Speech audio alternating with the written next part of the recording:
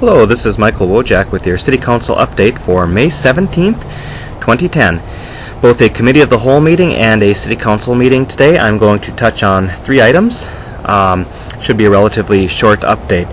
First of all, at the City Council meeting tonight, we did extend the no smoking area around the Mayo Clinic. The issue has always been that Mayo does not allow smoking on their premises, and they end up pushing out a lot of smokers into public spaces, and there's a lot of frustration by other businesses. Now, what we've been doing is a rather piecemeal approach, and we're going to change that into a little bit more of a hopefully a well thought out approach with the RDA, and making sure that these heavily concentrated pedestrian areas, they don't have to walk through the cigarette smoke. Those of you that are smokers and hate all the regulation, yep, sorry.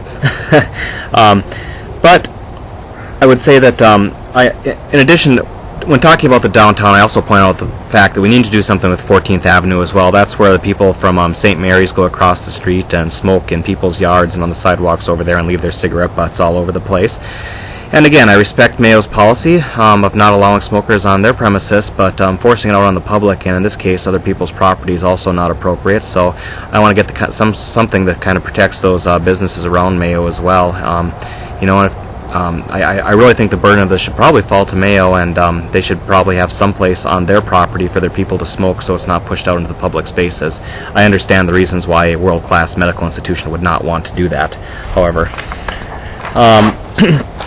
Second item I wanted to bring up, this was a small amount, but one thing they did vote against in the meeting today was the a change in an agreement with a local land investor, and it's only $3,000, but I did bring up the point that we keep delaying this payment that we're supposed to receive, which is fine. I understand what the economy is, but the reality is due to the time value of money, the taxpayers are losing $3,000 every year. It's essentially a transfer of $3,000 of wealth from the taxpayer to a private investor.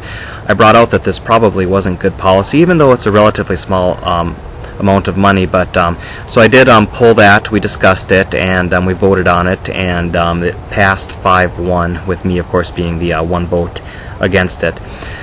Third item I'd like to bring up is we did a little talk at the Committee of the Whole today. It was mostly on the facade improvements at program for downtown, which is going to be a really good program for downtown. But I did bring up in the meeting that a number of times when we do redevelopment, it's a wonderful opportunity to get power lines put underground. Power lines are very bad for quality neighborhoods, because if you have power lines, that means you don't have street trees. You have basically a lot of blighted eyesore and a degraded environment for pedestrians, cyclists, and transit.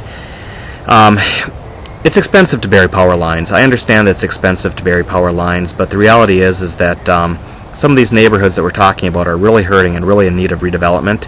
As such, I propose that we took an initial step where the current Walgreens is going in, and bury those lines. Now, when I initially requested how much money it would cost, they told me it was $45,000, which I thought was exorbitant. But I did ask, well, what if we just went out to the corner of 11th Avenue and Civic Center, buried it up to there, and then just had a single pole where it went across the street there, above the street. And what that would allow us to do is then, of course, plant some street trees around there. And that actually reduced the cost to $22,000. Still, I think a bit pricey. I'm hoping if we bid this, it would come out a little under. I was heartened by the fact that no one on the City Council spoke against the proposal. But I think longer term we need a strategy to do this, because a lot of people want their power lines buried. It's expensive. It's expensive to do this. But we need to come up with some sort of strategy, so over the course of the next 30 years we can improve the quality of some of these neighborhoods and make sure that particularly some of the blighted areas don't face some of the blight-related challenges that they tend to face. I think this is a good first step. I hope that we're able to bury those power lines, and then subsequently with another redevelopment project.